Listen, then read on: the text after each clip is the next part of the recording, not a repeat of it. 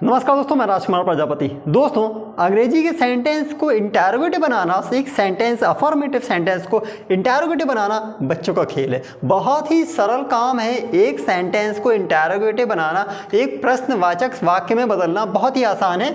ये लिखा हुआ है इंटरोगेटिव। हाँ, हो सकता है कई बार हमारे मुंह से निकल जाता है interrogative. Never read it interrogative, it is written interrogative, क्योंकि स्पेलिंग देख लीजिए INTERRO, it is not written INTRO, it is written INTERRO, it is written interrogative।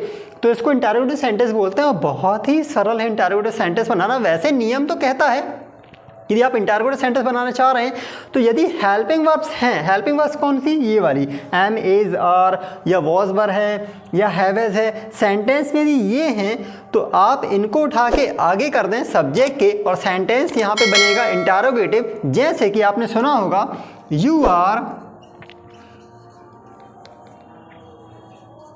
All right, you are all right. और यदि आपको इसका प्रश्न बनाना होगा तो एक हेल्पिंग वर्ब है और इसको उठा के आप आगे कर दें और एक क्वेश्चन बन जाएगा, सिंपल क्वेश्चन, हाँ या ना वाला सिंपल क्वेश्चन बन जाएगा। जैसे कि आपने सुना होगा आर यू ऑल राइट, क्या आप ठीक हैं, are you all right, is he your brother, क्या वो आपका भाई है। मतलब यदि ये हेल्पिंग वर्ब सेंटेंस में ऑलरेडी हैं तो आपको क्वेश्चन बनाने के लिए इनको उठा के सब्जेक्ट के आगे करना होगा और सेंटेंस तैयार हो जाएगा क्वेश्चन का। लेकिन यदि सेंटेंस ये वाले हैं जहाँ पे ये हेल्पिंग वर्ब नहीं है, एक्शन वर्ब है, प्रेजेंट का सेंटेंस है, प्रेजेंट सिंपल का सेंटेंस है, क्रियाएं कौन सी हैं, कोई काम करने वाली, आना जाना खाना पीना, ये सारी क्रियाएं हैं।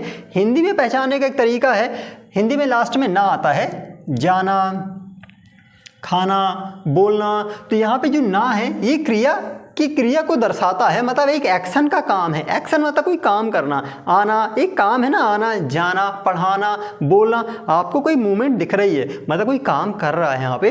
तो ये जब ऐसी क्रियाएं हो एक्शन वर्ब वाली, जब यहाँ पे एक्शन वर्ब वाली क्रियाएं होती हैं तो बहुत ही सरल होता है। वैसे नियम तो ये है कि क्रिया को ढाके आप आगे रख दें, लेकिन ऐसा आप कर नहीं पाएंगे क्योंकि यदि आप क्रिया को आगे रखेंगे तो फिर किस किस क्रिया को आगे रखेंगे, क्योंकि ढेर सारी क्रियाएं हैं। यहाँ पे तो ये लिमिटेड क्रियाएं ही हैं, कुछ ही गिनती की क्रियाएं हैं जिनको आप आगे रख कर प्रैक्टिस कर सकते हैं। लेकिन यहाँ पे हजारों क्रियाएं हैं, हजारों काम हैं और कुछ काम तो दो दो शब्दों के होते हैं। जैसे कि गेटअप, गेटअप दो शब्दों की क्रिया है, आप किसे आगे रखेंगे, क्या गेटअप को पूरा रखेंगे या गेट बस को रखेंगे, तो एक बहुत बड़ी डाउट हो जाती है कि किस किस क्रिया को हम आगे रखें। इसीलिए अंग्रेजी में एक और हेल्पिंग वर्ब आती है जो इन सब के बदले आगे बैठ जाती है। फिर चाहे कोई भी क्रिया हो आपको वही एक हेल्पिंग वर्ब रखनी है और सेंटेंस इंटरोगेटिव हो जाएगा। जैसे कि वो क्रिया है डू, दैट्स ऑल, एक छोटा सा डू और सेंटेंस इंटरोगेटिव बन जाएगा। कोई भी सेंटेंस है प्रेजेंट सिंपल का, कोई भी सेंटेंस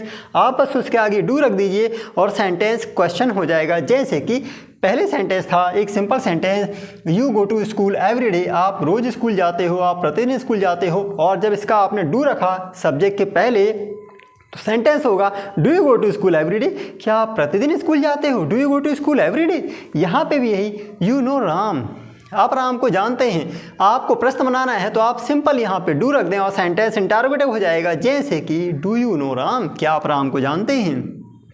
उसी प्रकार यहाँ पे भी डू रखते जाएं, यहाँ पे भी डू रख दें, यहाँ पे भी डू रखें और यहाँ पे भी डू रखें और सेंटेंस आसानी से इंटरोगेटिव में बदल जाएंगे। तो बस इतना ही सरल तरीका है। ध्यान रखिएगा यदि सेंटेंस एम इज आर में है, वॉज वर है, हैव हैज हैड है और यदि कोई भी मॉडल है तो आप डायरेक्ट उन्हीं को उठा के सब्जेक्ट के आगे रख कर सेंटेंस को इंटरोगेटिव बना सकते हैं। लेकिन यदि सेंटेंस कोई एक्शन का है, कोई काम करने वाला है और प्रेजेंट सिंपल का है, प्रेजेंट सिंपल का, तो वहाँ पे डू रखना होता है। हाँ, डज भी हो जाता है। यदि आप किसी सिंगल व्यक्ति की बात कर रहे हैं आई और यू छोड़कर, किसी भी सिंगल व्यक्ति की बात कर रहे हैं तो फिर वहाँ पे डज लगाना होगा, आई और यू छोड़कर। मैं कह रहा हूँ बार बार कि आई और यू छोड़ना होगा आपको, क्योंकि ये फर्स्ट और सेकंड पर्सन है। केवल थर्ड पर्सन सिंगुलर मतलब आई यू छोड़कर कोई भी सिंगल व्यक्ति होगा तो वहाँ डू का डज होगा। आई और यू छोड़कर सिंगल व्यक्ति हो तो वहाँ डज कर दीजिएगा। जैसे कि यदि यहाँ पे होता ही तो यहाँ वैसे तो गोज भी होता, लेकिन ये वाला एस यहाँ हट के यहाँ लग जाएगा तो सेंटेंस होगा does he go to school every day, क्या वो रोज स्कूल जाता है, does he go to school every day. तो सेंटेंस को इंटेरोगेटिव बनाना एक बच्चों का खेल है, बहुत ही सरल है। ये इस प्रकार के वाक्य आपने देखे होंगे कि स्कूल कॉलेज में भी आते हैं नेगेटिव बनाने। तो इस प्रकार के वाक्यों की प्रैक्टिस आप कर बहुत सारे सेंटेंस आप लिख कर उनको इंटेरोगेटिव बनाकर बार बार बोलकर एक बार अपनी जुबान पर चढ़ा लीजिए, और एक बार चढ़ जाने पे आप बहुत आसानी से सेंटेंस बोल पाएंगे। इसके आंसर कैसे देते हैं ये भी हम वीडियो बनाने वाले हैं। इसके बाद का वीडियो हम उसी पे देखेंगे कि इसके आंसर कैसे देते हैं। बहुत ही सरल तरीका होता है इनका आंसर देने का। तो अभी हमने देखा कि सेंटेंस कैसे बनाते हैं। आई होप ये छोटा सा वीडियो आपको बहुत अच्छा लगा होगा। इसके बाद वाला सेंटेंस होगा इनके आंसर कैसे देते हैं। तो दोस्तों अभी तक वीडियो को देखने के लिए आपका हृदय से बहुत बहुत धन्यवाद। थैंक यू और मैं जय हिंद, वंदे मातरम।